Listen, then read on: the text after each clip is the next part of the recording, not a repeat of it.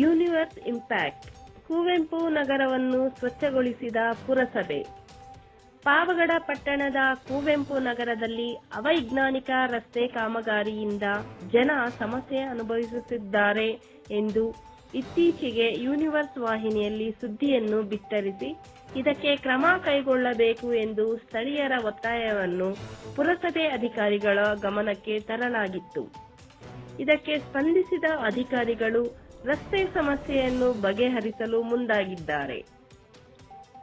ಈಗ ಈ ಭಾಗದ ವೃದ್ಧರು ಮತ್ತು ಮಹಿಳೆಯರು ಮಕ್ಕಳ ಓಡಾಟವನ್ನು ನಡೆಸಲು ಜೊತೆಗೆ ವಾಹನಗಳು ಸಂಚರಿಸಲು ಸಹಕಾರಿಯಾಗುತ್ತಿದೆ.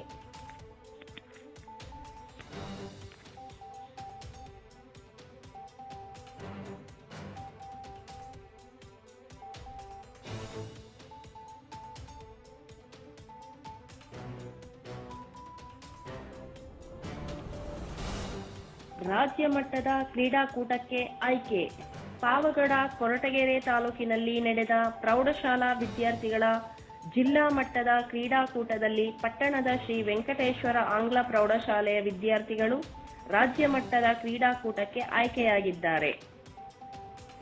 ತ್ರಿವಿಧ ಜಿಗಿತ ಸ್ಪರ್ಧೆಯಲ್ಲಿ ಯುಕ್ತಿ ಪ್ರಥಮ ಸ್ಥಾನ, 100 ಮೀಟರ್ ಓಟದ ಸ್ಪರ್ಧೆಯಲ್ಲಿ ಶ್ರಾವಣಿ ದ್ವಿತೀಯ ಸ್ಥಾನ, ಬಾಲಕರ ತ್ರಿವಿಧ ಜಿಗಿತ ಸ್ಪರ್ಧೆಯಲ್ಲಿ ವೈಎಸ್ ಜಗನ್ಮೋಹನ್ ರೆಡ್ಡಿ ದ್ವಿತೀಯ ಸ್ಥಾನ ಪಡೆದು ರಾಜ್ಯ ಮಟ್ಟದ ಕ್ರೀಡಾಕೂಟಕ್ಕೆ ಆಯ್ಕೆಯಾಗಿದ್ದಾರೆ.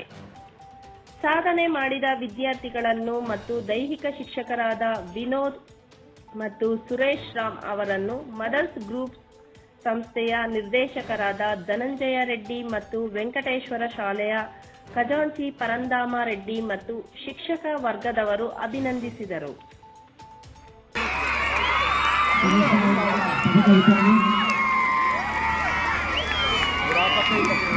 ಸರ್ ವಿತರಣೆ ಮಾಡಲಾಗ್ತಾ ಇದೆ. ಚಪ್ಪಾಳೆ ಚಪ್ಪಾಳೆ.